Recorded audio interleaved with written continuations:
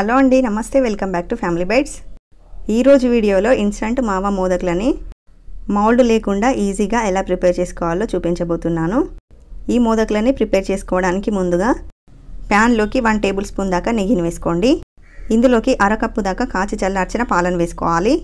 అలాగే 2 టేబుల్ స్పూన్ల దాకా సాఫ్రాన్ మిల్క్ని వేసుకోండి.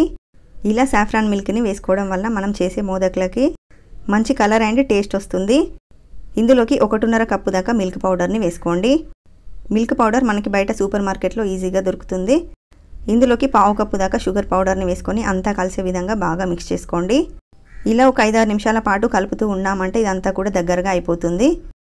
చూడండి, ఇలా ప్యాన్ నుండి సపరేట్ అవుతున్నప్పుడు ఇప్పుడు ఇందులోకి మంచి ఫ్లేవర్ కోసం 1/2 టీ స్పూన్ దాకా యాలకుల పొడిని వేసుకోండి. ఇప్పుడు అంతా కలిసే విధంగా ఒకసారి బాగా మిక్స్ చేసుకొని మరొక 2 నిమిషాల పాటు ఇలా కలుపుతూ ఉడికించండి.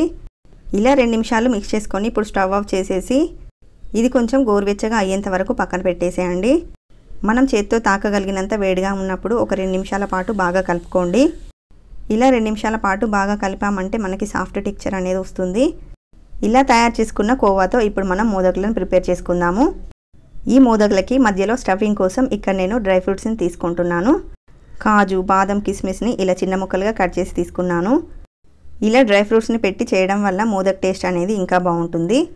ఇప్పుడు చేతికి కొంచెం నెయ్యిని అప్లై చేసుకొని కొంచెం కొంచెంగా ఈ మావాను తీసుకొని ఫస్ట్ ఇలా కొంచెం ఫ్లాట్గా చేయండి. దీని మధ్యలోకి మనం తీసుకున్న డ్రై ఫ్రూట్స్ని పెట్టి ఈ డ్రై ఫ్రూట్స్ని కవర్ అయ్యే విధంగా బాగా క్లోజ్ చేసుకోవాలి. మనకి మోదక్ షేప్ వచ్చేలాగా ఇలా పొడవుగా క్లోజ్ చేయండి. ఎక్కడ కూడా మనకి క్రాక్స్ అనేవి లేకుండా ఇలా సాఫ్ట్గా వచ్చేలాగా చేయండి. ఇలా ప్రిపేర్ చేసుకున్నాక ఇప్పుడు మనకి మోదక్ అనేది మంచి షేప్లోకి రావడానికి నేను ఇక్కడ చాక్తో ఇలా పొడవుగా గీతలు పెడుతున్నాను. ఇలా చాక్తో కానీ స్పూన్తో కానీ ఇలా పొడవుగా ఘాట్లు పెట్టామంటే మనకి మోదక్ మౌల్డ్ లేకపోయినా కూడా మోదక్ అనేది మంచి షేప్లో వస్తుంది. అన్నీ కూడా ఇదే విధంగా చేసి తీసుకోండి. మీరు కావాలంటే ఇలా ఘాట్లు పెట్టకుండా ప్లెయిన్గా కూడా ఈ మోదకులను ప్రిపేర్ చేసుకోవచ్చు. సో అంతేనండి, చూసారు కదా ఇన్స్టంట్గా మావా మోదకులని ఎలా ప్రిపేర్ చేసుకున్నామో. కేవలం 5-10 నిమిషాల్లో ఈ మోదకులని ప్రిపేర్ చేసుకోవచ్చు. మీరు కూడా ఈ వినాయక చవితికి ఎక్కువ హడావిడి లేకుండా ఈ మోదకులను ఒకసారి ప్రిపేర్ చేసి చూడండి. చాలా చాలా టేస్టీగా ఉంటాయి. మరి ఇన్స్టంట్గా చేసుకునే ఈ మావా మోదక్ రెసిపీ మీకు నచ్చితే వీడియోని లైక్ చేయండి, షేర్ చేయండి. మరిన్ని టేస్టీ రెసిపీస్ కోసం ఛానల్ని సబ్స్క్రైబ్ చేసుకోండి. Thank you for watching.